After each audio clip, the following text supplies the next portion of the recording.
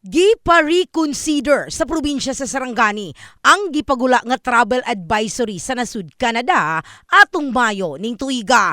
Asa na apil ang probinsya sa mga lugar sa Mindanao nga gipalikayang bisitahon sa ilang mga residente. Pamahayag ni Police Colonel Denry Francisco, direktor sa Sarangani Provincial Police Office o SPPO, walay basihan ang travel advisory og posibleng outdated nga datos ang gihuptan sa Canada. Hinungdan nga naghimo og lakang ang probinsya aron matanggal sa listahan ang Sarangani. Peace and Order Council Provincial Peace and Order Council issued a resolution address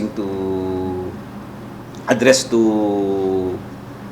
DFA na gumawa ng note verbal or a statement na alisin na Sarangani sa red category. Yes. Because ano bang mahawak natin na data?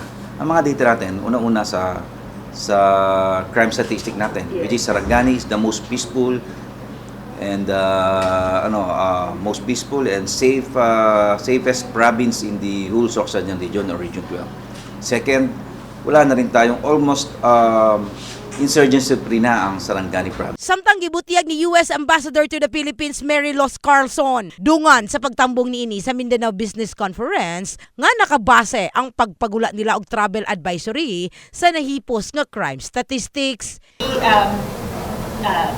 Department of Consular Affairs in the State Department oversees the advisories globally. And they have a matrix or a template or it's data driven. They take information from police reports and everything else from our American Citizen Services sections at U.S. embassies overseas. If you need a passport, you go to American Citizen Services.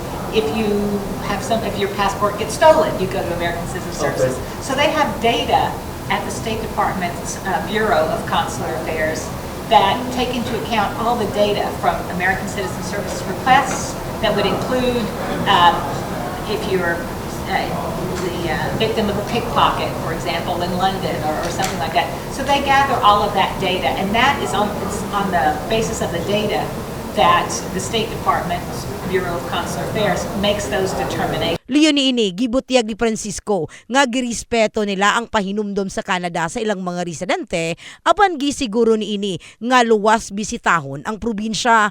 Kahibaluan nga Mayo 1 ning tuiga dihang gipagula sa Canada ang travel advisory nga nagpalikay sa ilang mga tawo nga mobiyahe sa lugar sa Mindanao, lakip na ang Sarangani.